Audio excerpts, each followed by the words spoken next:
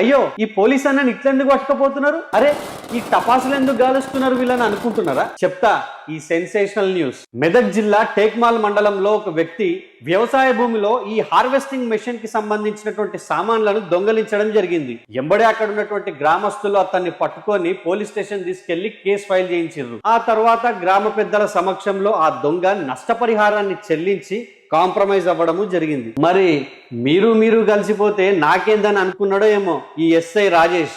మరి అట్లా అనుకోనే 40,000 రూపాయలు దొంగ దగ్గర డిమాండ్ చేస్తే పాపం ఆ దొంగ అప్పో సప్పో చేసి 10,000 తెచ్చిచ్చిండు. అయినా మన టేక్మాల్ ఎస్ఐ రాజేష్ ససే మీరా ఒప్పుకోలేదు. ఇక చేసేదేమీ లేక ఆ దొంగ తాలూకు మనుషులు కొంతమంది ఏసీబీ అధికారులను సంప్రదించడం జరిగింది. మరి ఇక పక్కా ప్లాన్ ప్రకారం ఎస్ఐ రాజేష్ డబ్బులు తీసుకుంటుండగా రెడీ హ్యాండెడ్ గా పట్టుకోవడం జరిగింది. ఏముంది, పోలీస్ స్టేషన్ గోడ దూకి పంట పొలాల మీదకెళ్ళి వడి పరుగు పెట్టింది ఎస్ఐ రాజేష్.